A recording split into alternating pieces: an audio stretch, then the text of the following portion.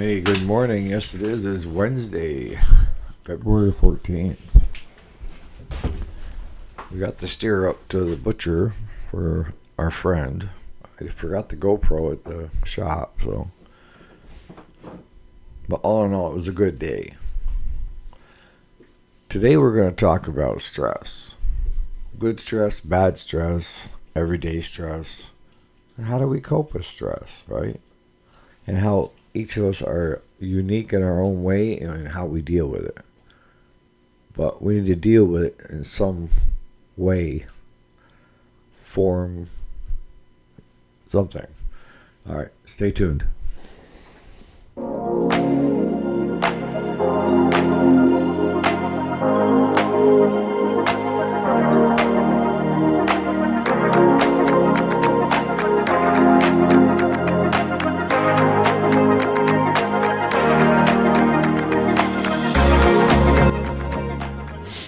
Alright, so welcome back. My name is Eric.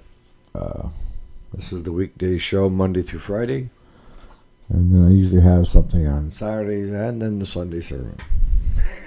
No, I'm not a minister. I try to have a little bit of fun and have this group more laid back, not serious all the time. Because we deal with enough stressors in life as it is. Why come to a channel that's going to give you more, right?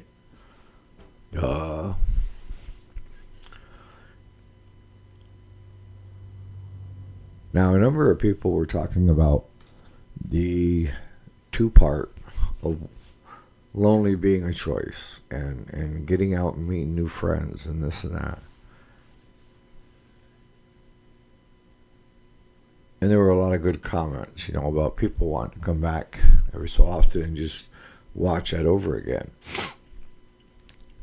When I'm talking about stuff, I'm talking about real world, so I know something about it. If I don't know anything about it, a lot of times I won't touch the subject. And the reason I don't touch it is I don't want to pretend like I do know what I'm talking about if I don't. Now, Saturdays, I kind of like to do the lighthearted crap. And one of you guys asked about the oofy doofy theory, which I had never heard about until I saw your post. So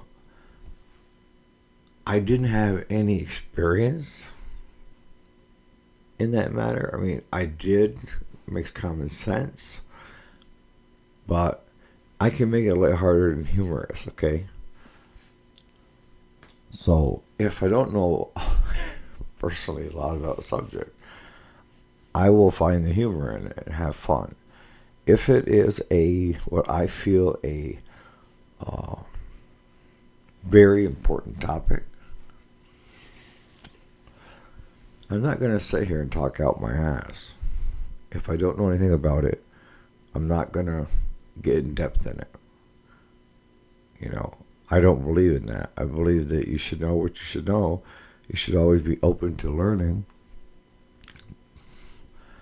And one of the main things with this channel has been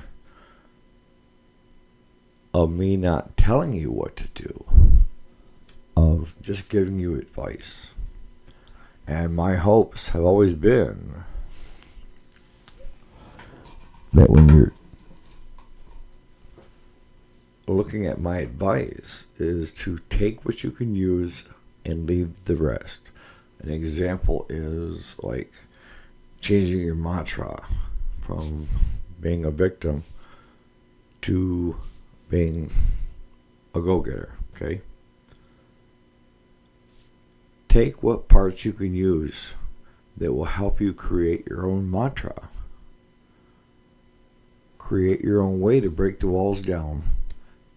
Fill the moats and get rid of the crocodiles. Whatever thing works for you is the right answer. If it works for you, I'm thrilled. If it doesn't, leave it. I'm okay with that. But again, I pull from personal experience and know something about it before I start commenting on it. All right? Okay, so today is stress. Now, what kind of stress? Most people, when they think of stress, it's bad stress. See, there's good stress, too.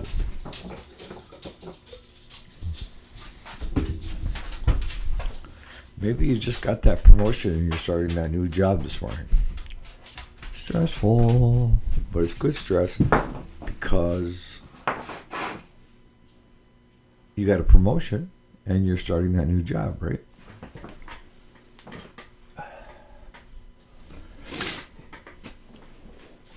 Bad stress would be you just got fired and you're sitting at home. I mean, there's polar opposites. But you're going to have stress no matter what. And it's how you decide to cope with it will make a difference. Will make your life a living hell, or okay, or really good. You know, I've said before in videos that a lot of times people are unwilling to change until it becomes too stressful to stay where they're at. I'll say it again. Most people are unwilling to change something that they're doing until it becomes more stressful to stay where they're at than to change into something new. And what I have found in my many years on Earth is most of the changes that I made ended up positive. I knew they were good changes when I was thinking about it, but the fear of the unknown was pushing me back from trying it until finally, I get into a situation where I don't have any other choice. I have to change. And then after I changed, I look back and I said, why didn't I do that a long time ago? Well, stress, your mind is an ever evolving piece of equipment. And I've said this before. Usually if you come up with an idea, if you're trying to decide how to approach something or how to do something or what you should be doing in your life, the first thing that pops in your head is usually the correct answer. But after 5-6 minutes, the mind will start telling you all the reasons why you shouldn't. Oh, it's scary. You could fail. All these terrible things. And it's the way the body does for self-preservation. And it's that keep you out of harm's way. And by keeping you out of harm's way, it also keeps you from making choices. If you allow the 6 seconds to pass to change your course. If that makes any sense. I've said it on a couple of videos about taking tests. If you're sitting there and you know the topic, you've been to all the classes, you've read the books, you've taken notes, and now the test sets down in front of you, you should be able to go right down through. Go with your first answer. Always. Always. And when you get done with that test, set it down or turn it in and walk out. Don't go back and start changing your answers or overthinking things. If you don't know the answer off the bat, skip to the next question and mark so you need to come back and do that one. But get through it. And good chances are you'll be up there in the upper percentile because it affects everybody. It really does. You hear the people say, well, I'm not a very good test taker. That's the reason. Is that they start second guessing everything that they know. Even though they know the right answer. The mind and body are telling them something different. Right?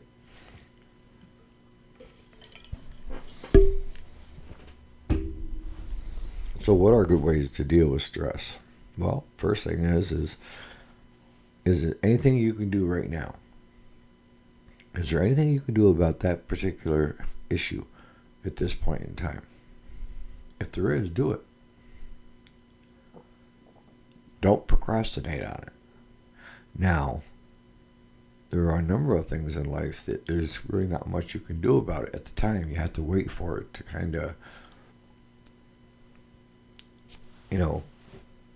run its course.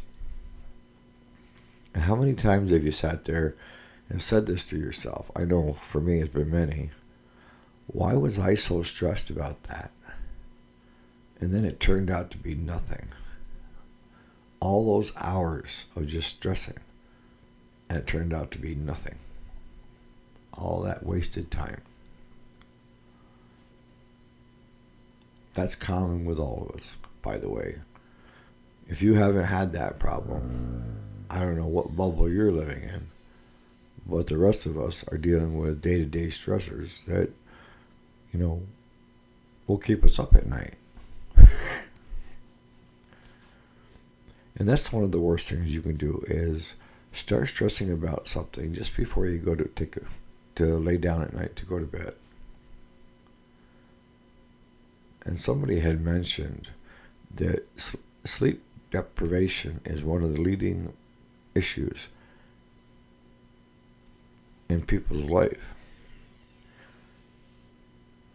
And this is only advice, folks. I'm not, Bible pumping, preaching. If you want to believe in God, that's your choice. If you want to believe in Jesus, that's your choice. How you practice religion, your choice. But for me, I can tell you how I do it. And that is anything that I have going on that day, I have to shut it off. I have to shut it off so I can get some sleep. And the only way I can do that is by taking anything that's going on that day on my plate and turning it over to God. And by doing so, it takes it off my plate. I don't need to worry about it. He's handling it, whatever needs to be handled. And the other thing I'll tell you guys right now is do not have your phones and devices and everything else in your bedroom. Anything electronic, TVs, phones, any of that stuff, get it out of the bedroom. Get into a routine of going to bed at a certain hour. If you have a job, you know that you need so many hours of sleep. When I was younger, I used to run on 4 to 5 hours, but I paid the piper for it. You need to get at least 6 to 8 hours of good sleep, uninterrupted sleep a night. And if you have your phone sitting next to you and you have it set like mine does every so often, it's every time someone leaves a comment or Facebook or this or that, my phone goes off. And I have it on vibrate, but it starts vibrating and then it starts making a noise. And one of the other things I've had is telemarketers call 9, 10 o'clock at night that somehow got my cell phone number. I don't have a phone in the bedroom. I don't have a TV in the bedroom. I don't have my cell phone and stuff is way out at the far end of my house in the kitchen. And I have it plugged in and charged and off. And you ask, why do you have it off? Because most people throughout the day have had regular interactions with a computer, whether it be their phone, their laptop, their iPad, your TV, computer, and I need downtime. I spend a lot of time in front of a computer. So at the end of the day, at 3 o'clock, I'm in for the night. I have my regular home phone that the people that are important to me know how to call me. So if it's serious, they can call me, and I'll always answer that. But I've got over 300, friends on Facebook. Most of them I don't even know personally. That are just posting crap and was setting my phone off, ringtones and stuff. Especially the latest of the last couple of years of where you can call somebody through Facebook. So people that I don't really know that well are calling me at like 9, 10 o'clock at night to want to know if I have this part in stock. Folks, I go to bed by 8. I am not going to answer my cell phone. Especially now that Facebook is allowing you to call me on my Facebook, just through Facebook. Well, we have to deal with stress in a positive way, a healthy way. For some of you, it may be exercise. My brother-in-law was like that. He was a CFO. And one of his ways to distress was he enjoyed running. And he would get up in the morning and he had a treadmill in the bedroom and he would run so long at night, get his shower, and then run in the afternoons after work. That was his way to kind of de-stress, and it worked for him. Mine is, at the end of the day, I give everything up to God.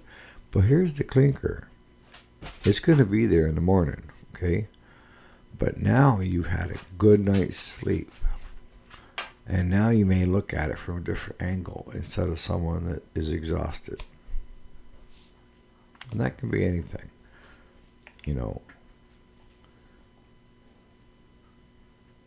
You can't get rid of all stress. Just no possible way. It's just you have to find ways that for you are best to deal with it in a positive way. Avoiding it is not one way. Dealing with it, getting it out of the way. If you follow this idea of, is there anything I can do about it right now, this minute, today, tomorrow, do it. But if there's not, and you're not sure what to do with it, sometimes the best bet is just not to do anything with it. Let it sit for a minute or days to see how it plays out. So I'm going to start wrapping this up. Maybe you guys can post what do you do to help kind of de-stress and get you through the good stress and the bad stress. Some people thrive on stress. I don't. I don't want stress all the time, right? Whether it be good or bad. I like a nice calm life. But a lot of times we create our own stress by trying to deal with our stress. It's called drama. But I'm going to leave it there. You guys put it in the comments, ways that you guys deal with stress. If you have any questions or concerns, put it in the comments. I do read, I do answer them. And on that note, you guys have a wonderful Wednesday, and we'll see you here bright and early tomorrow morning. Again, thanks so much for watching.